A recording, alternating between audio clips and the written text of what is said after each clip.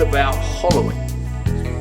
So I looked around and I had this piece of birch, and usually when you make a vase you go in at the top in the pith. Well, you know, people tell you not to leave the pith in, but what I'm going to do is, because it had this lovely mouth in it, right, I decided that was going to be the entry for the hollowing. So I worked out where to put the centre, and then I held that up in the air to a dead centre, and I marked with this line on the base. That's directly opposite it, and I came up the other side of the piece and I put a drill hole in there for the live centre. So we're going to put this between centres. Now this is slightly longer than it is in diameter. So what's going to happen as it's rounding, I'm going to take these off and you're going to get an intersection, I hope, and this will add some interest to it. And you have a little, lovely little piece of white bark, I hope, in the middle on each side, if I don't screw up again. And once we've got it to that shape, we then have to hollow it. And I'll have to move some cameras when we get there. So Claude said to me, well, why didn't you put it on the wood screw or the screw chuck? And this is nowhere, the surface of the piece of wood, can we go overhead? Yeah, we're on overhead. This surface here is nowhere near flat enough to pull the chuck into it with the screw chuck. So the chuck jaws, it would immediately go off centre. So we got that in nice and tight. Now when I'm doing something big and lumpy like this, I drill an inch hole that is exactly the right size for this for the one-way drive centre, so that it has to climb out of a half-inch hole before it can get at me. So having pre-marked the centres, it's relatively easy. Now what I do is I've locked the lathe, and I keep on spinning it like that and pushing it in, and I'm driving the teeth into the bottom of that hole,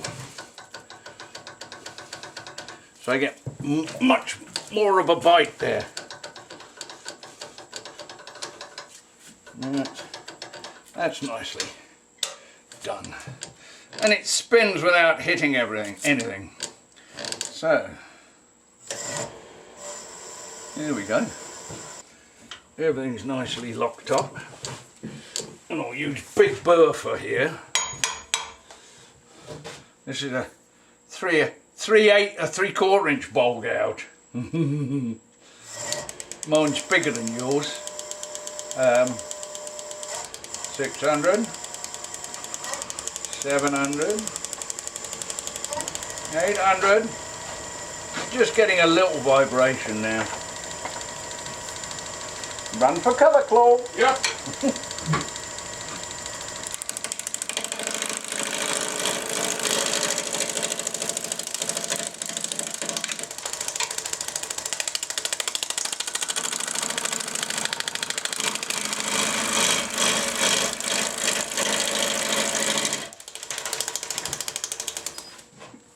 All right, we're starting to take some lumps off it. That's going, that's good.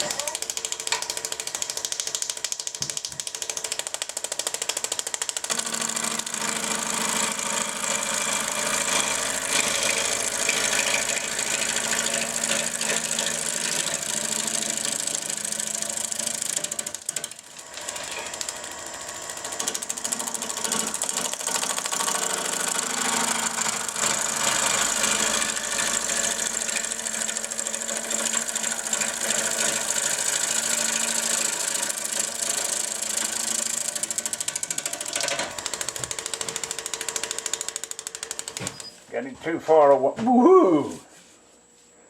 Oh, that's going to be pretty. You can see how well I did my centre, can't you? Yes, yes, my centre was... Oh, that is going to be pretty. So we're getting a bit farther, too far away from the rest.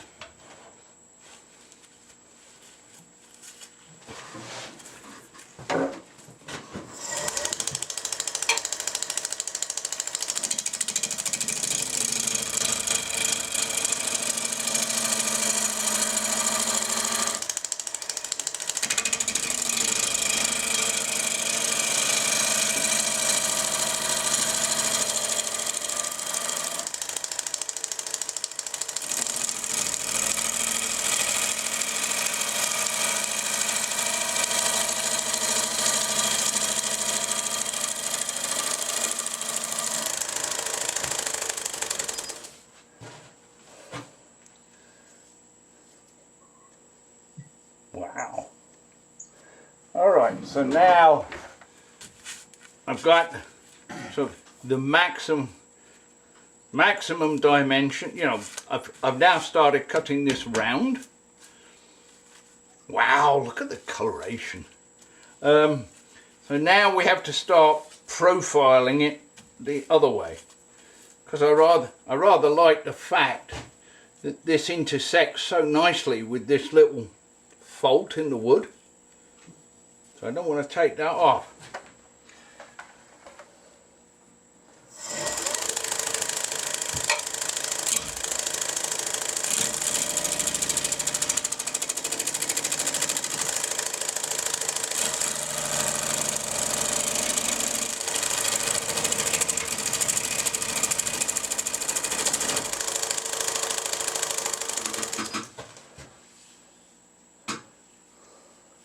Woohoo!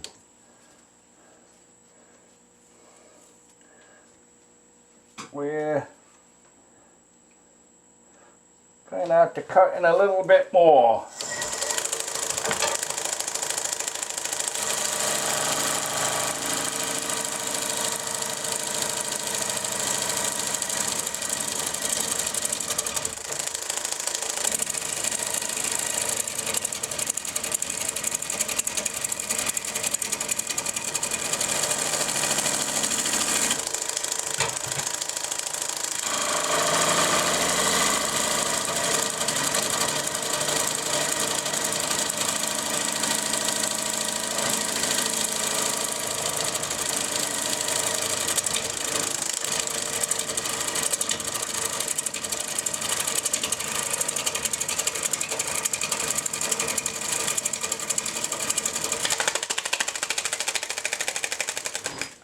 I've got a flat.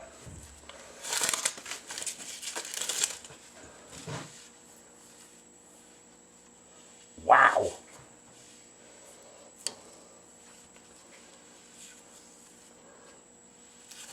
A little bit more. And I think they will change to a bit more easily controlled gouge. Come here, gouge.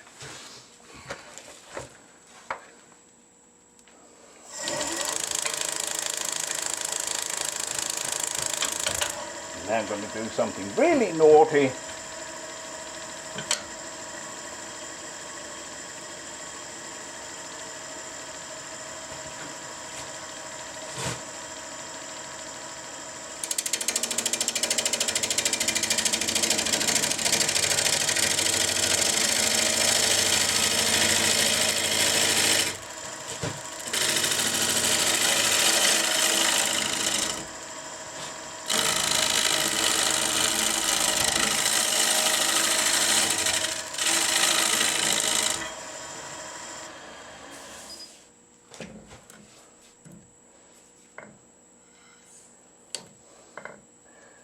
Like you can't see from the angle I'm looking at, but this neck is now quite attractive.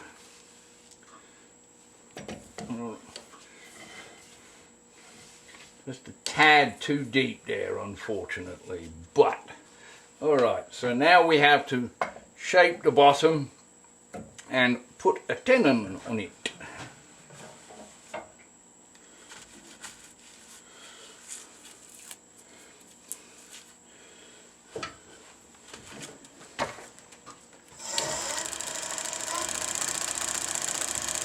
And seeing as it's now light, I've just upped it to 900.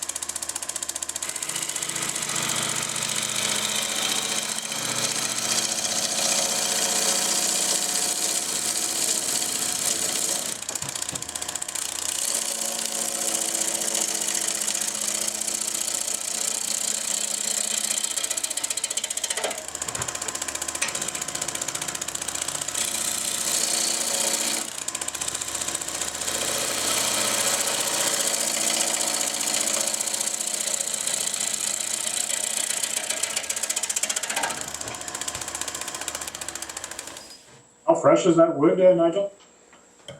I got this from Terry last fall, so it's just moist. It's damp, it's not wet, and I mean it was felled. I don't know how long it was felled before I got it, but that is turning, well, to me it's turning into an interesting shape. Rather, the tree was felled about 2 weeks before you got it. yeah, so it's 6 months old then.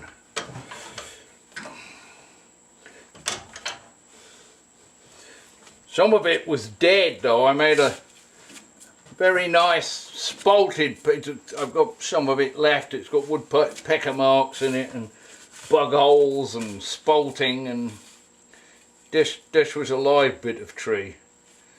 It could be interesting, isn't it? Completely different shape.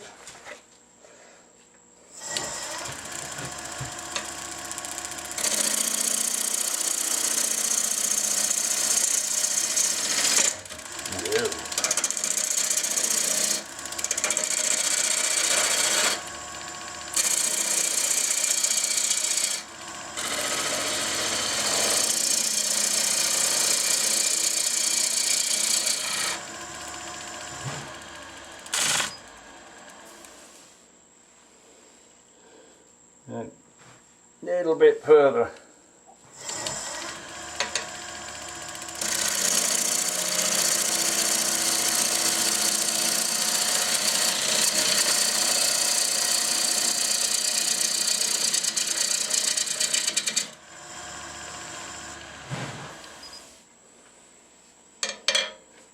So, really like to get a 3-inch, 4-inch tenon on this.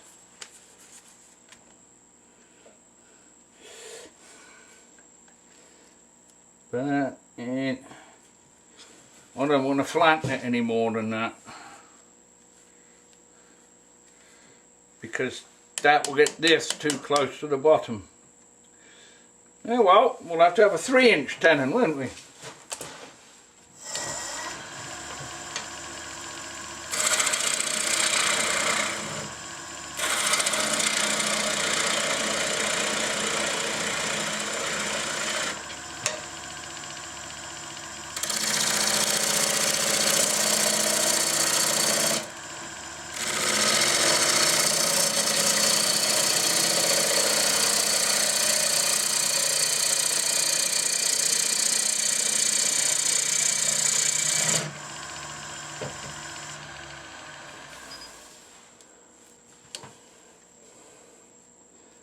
Probably just get that.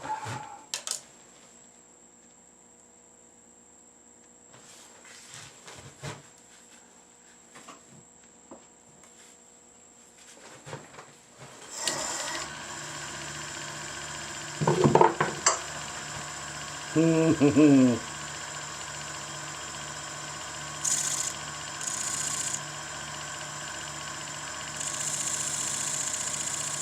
that's a hair too big, so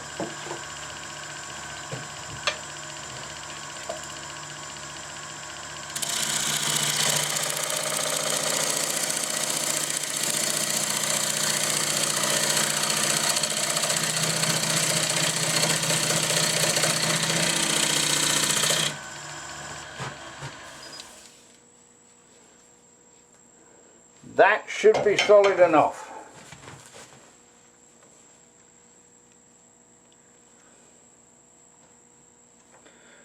And that is right on it.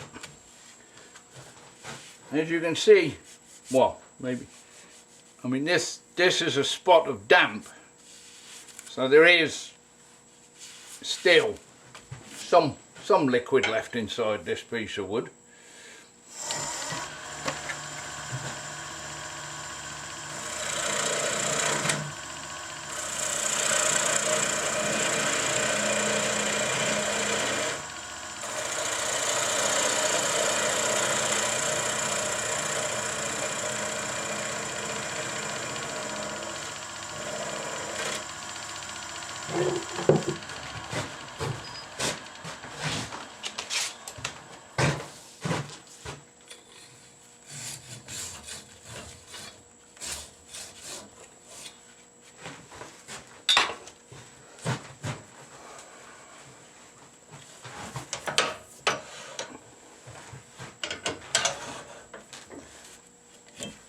So,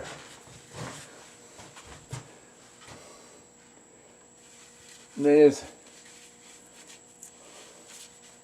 what this looks like so far. But now we have to put the number 3 chuck on.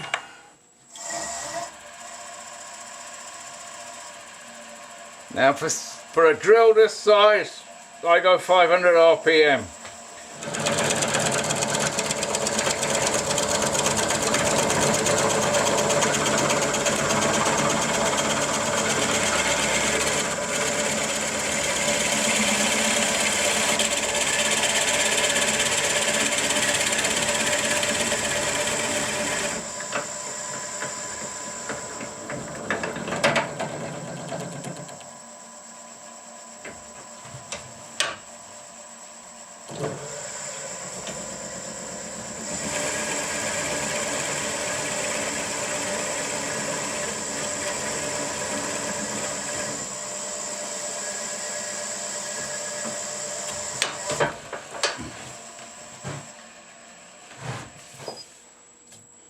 Alright.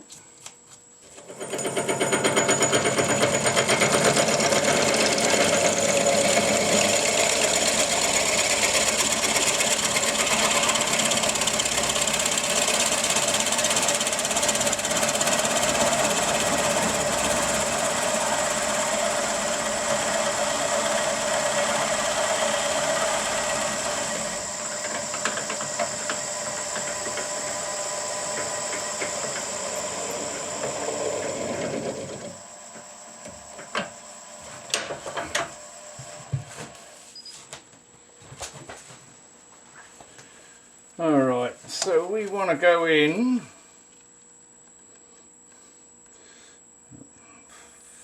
five and a half inches, which will be right up to the knurling.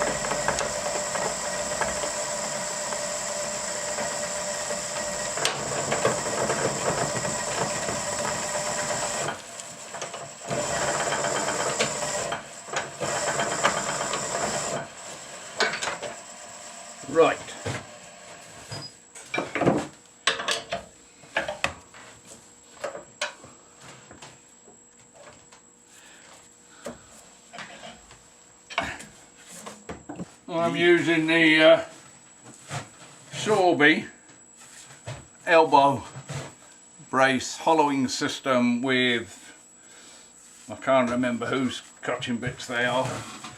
Now we all know that when we're using a bent end, you never ever put that on the tool rest. It always has to be back on the shaft. And if you In line with the cutter. otherwise it tends to turn on you rather violently.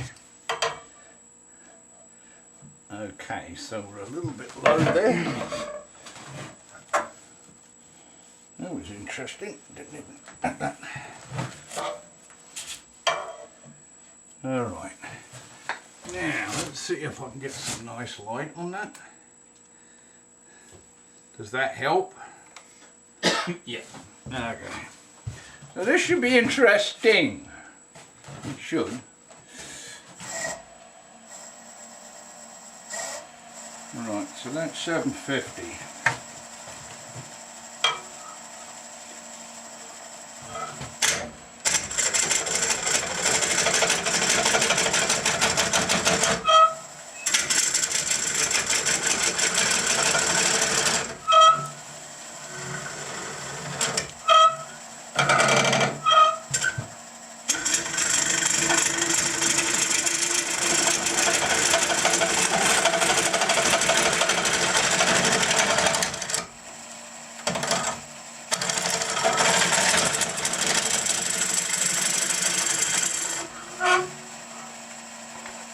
Annoying. I don't know how far you can see down inside on the side camera, but for the first couple of seconds it must be interesting because you can see in there. Then it fills up with wood shavings.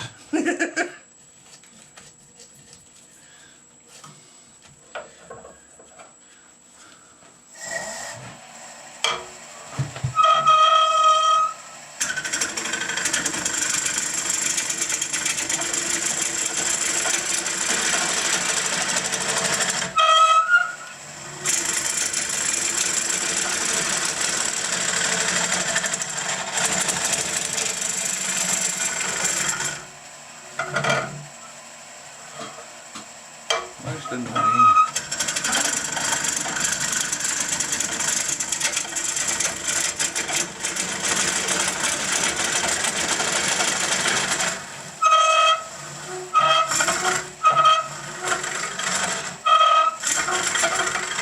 See if I can we go on the end cam? Can you see inside the end on the end cam? Oh geez, you've got a better view than I've got.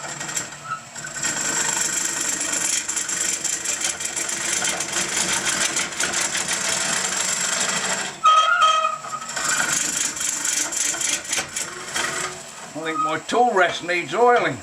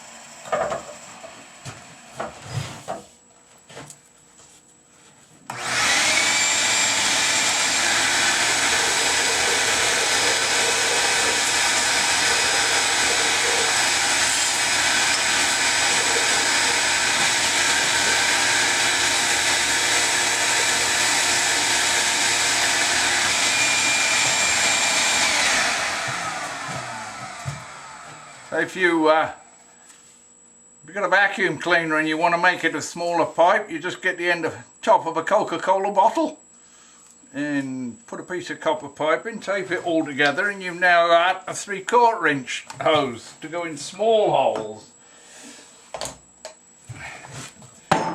And lots of airspeed.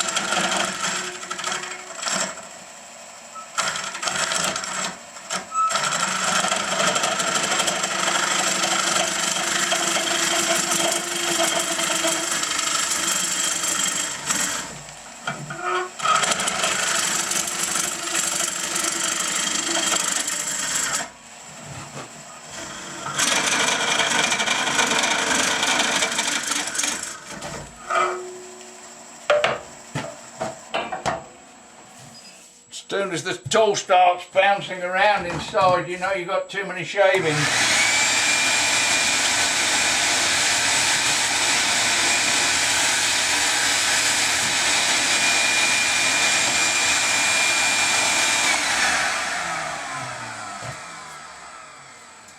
Well, we're getting there. A lot of meat to go there. A great deal more there, but yes, it helps to have the proper equipment to do this.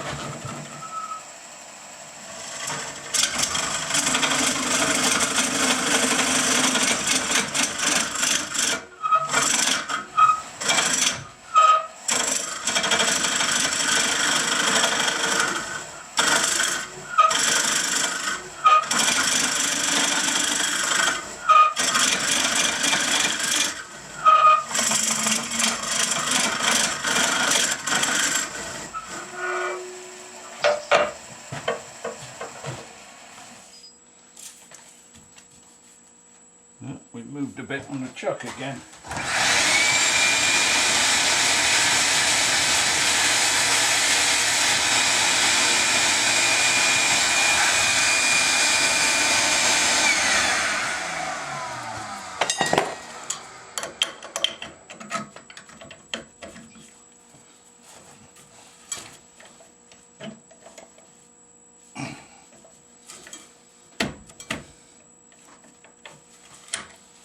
That's better. With slightly damp wood like this, you're better off checking the chuck every couple of minutes because the wood will compress as you're working. Yeah.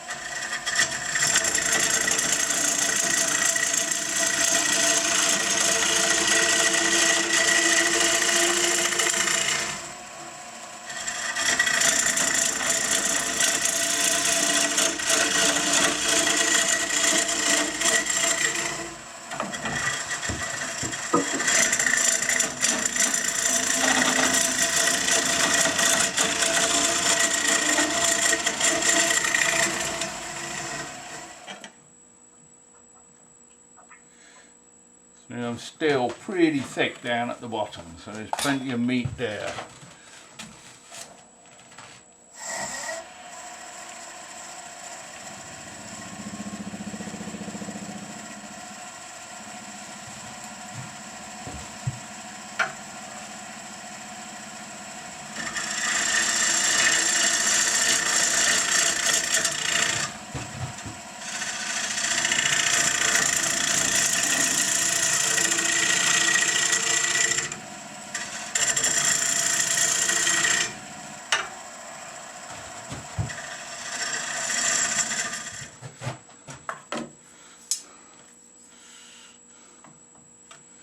So we're down at like just under an inch there. Inch there. Yoo-hoo! That's close.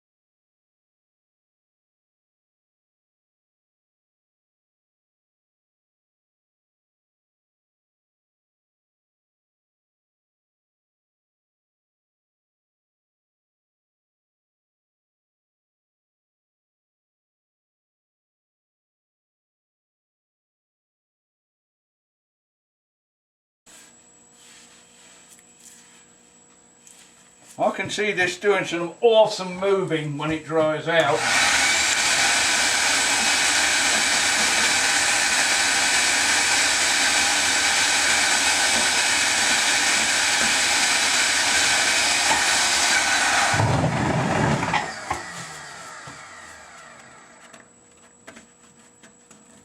God, that's thin.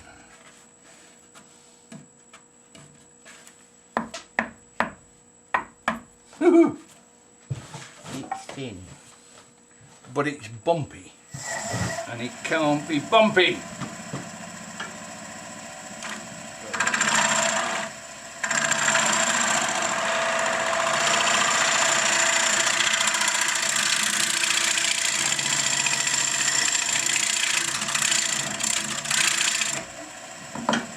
Hopefully it's not bumpy anymore.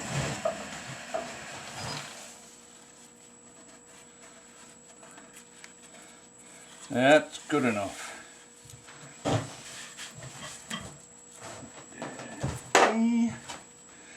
So we'll just see if I can. I'm not going to cut any more on the outside because around about here there's virtually nothing left, so we'll try the old sanding paper. Smooth it. Reverse 500. Yes. Pause.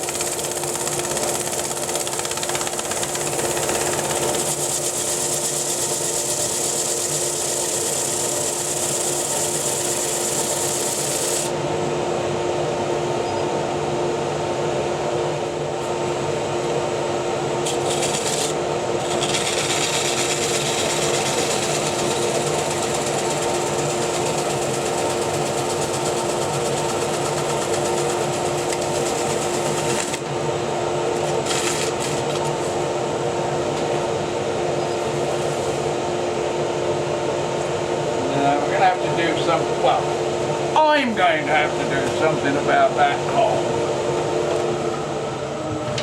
It's not pretty.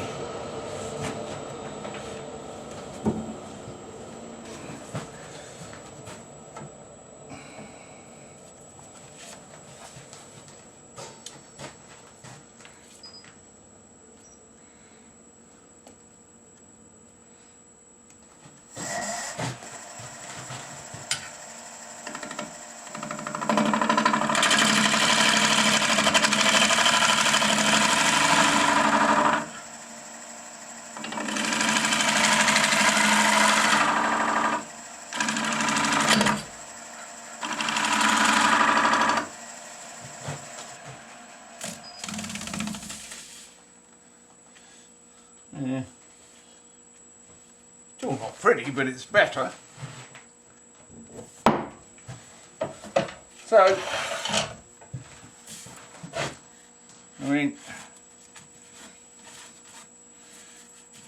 it's a slightly bird's mouth.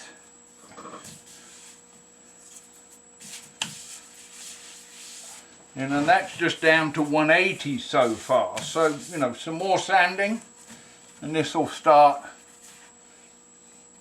coming up nicely.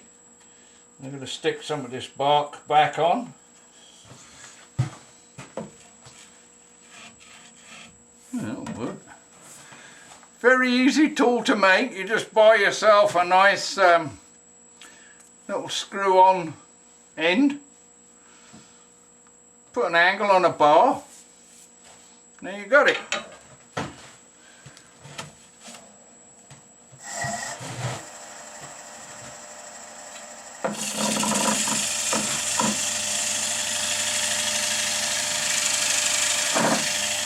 It's a lot safer than shoving your fingers inside there.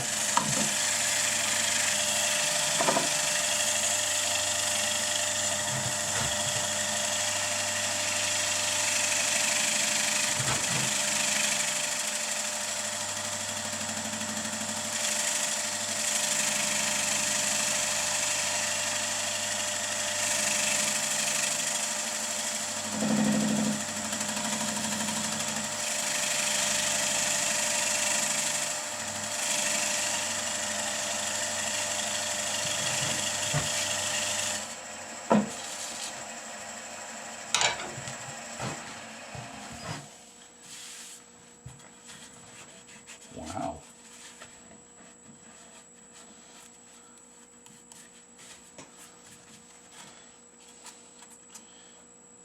Okay. Now I will risk my fingers a bit.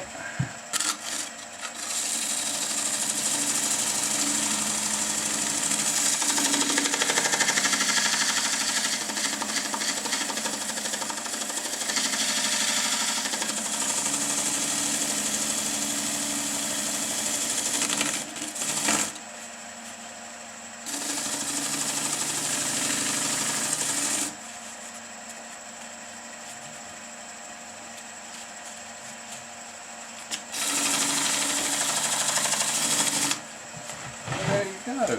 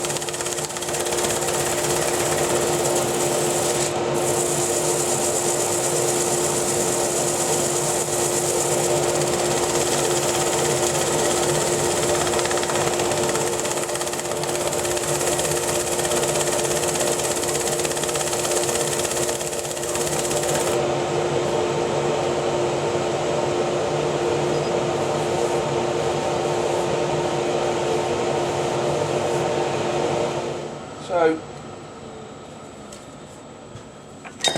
I'll now show you how to get the tenon off.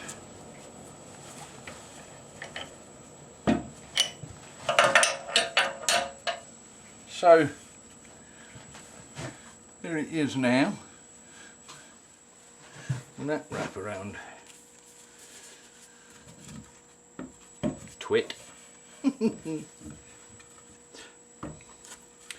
annoying thing about cutting the let's see, about cutting this off with the saw, you haven't got, you know, an exact centre. So you have to visualise the centre of the little bit you cut off, and that looks about right. So the piece in the chuck is sitting inside on the bottom of this. That makes a nice noise. No.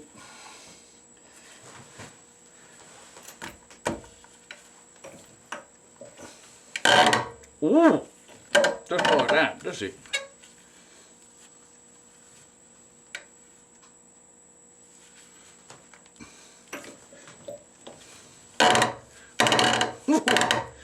No, I'm going to have to work something else, but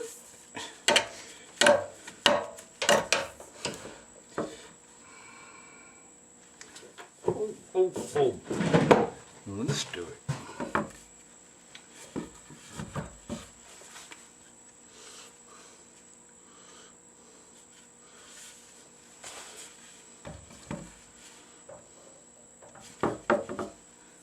If I can catch it up at the lip as well with the rubber.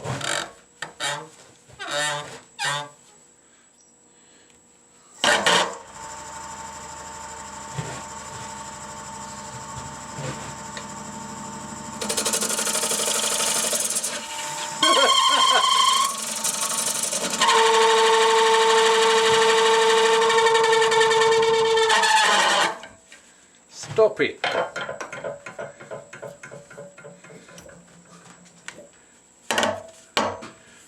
It's not going to work. I've got to figure out another way of doing it.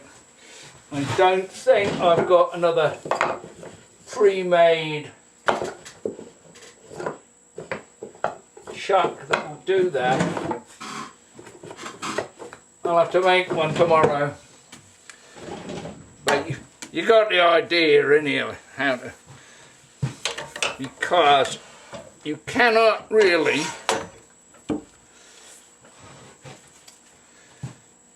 can't use this neck to mount a friction drive unless it's very slightly tapered, because this is not round or flat. If I had a big rubber foot or something like that, I might be able to do something. One more try.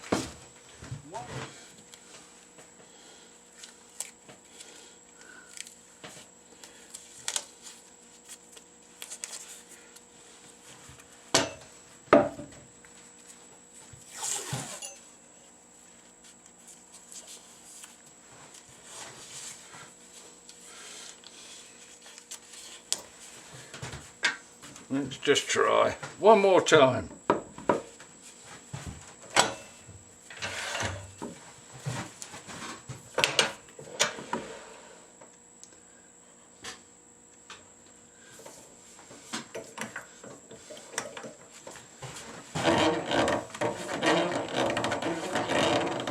Well, we'll see. We will see.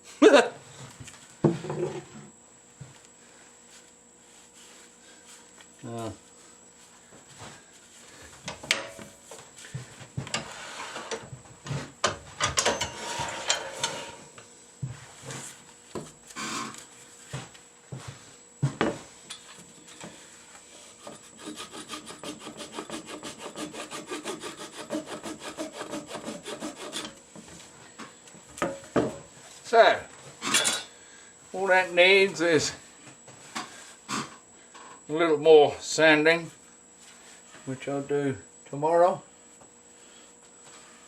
And for, what, less than an hour and a half's work, I don't think that's that bad. Very nice. This thing is going to change shape radically, I am sure, which I love. I mean, I love the idea it's going to change shape. But I've managed to use that branch hole or whatever this was, a broken off limb, damage to the tree, and I've turned it into something, you know, I've left it there as nature. And I've gone against all rules and regulations, you know, the pith's right through the middle horizontally, and we can see from this that, you know, there was an old dead branch in here, and there's the pith of the tree, you know, and some lovely, I don't know, looks like ambrosia birch, doesn't it? Hey, let me see, which one are we looking at? We're looking at that one. Yes, it helps having the hollowing gear. Of course it does. If you haven't got hollowing gear, hollowing is really, really difficult. And it all comes down to feel and touch. Unless you go out and buy either the laser system or the camera system to assist you. And yeah, I've gone through, as most other people hollowing, you come through from the inside. But it's a matter of patience, you know. I very much doubt if there's, I mean, down here on the inside, I'm in the bark for quite a way, and here I'm into the bark. So that's how thin I've got it. It's the bark holding the bloody thing together. This is a Robert Sorby, I can't remember the number, and it's not on there, Robert Sorby Sheffield engine. Basically it is an elbow brace, so that, you know, you hold it, your elbow holds it, and these are Thompson, I think they're Thompson. This is nice, I like this because when you, when it throws at you, you get a catch. You've got an awful lot of power. As long as you lock your elbow against your body with the shoulder in it, and then don't move your arm. Because if your arm is here and you get a catch, it's going to come up and it will hurt. So you keep your elbow against your side and you move your hips, your knees, anything but your arms. Once you've got it in position, lock yourself so that your control always comes from your major muscle groups.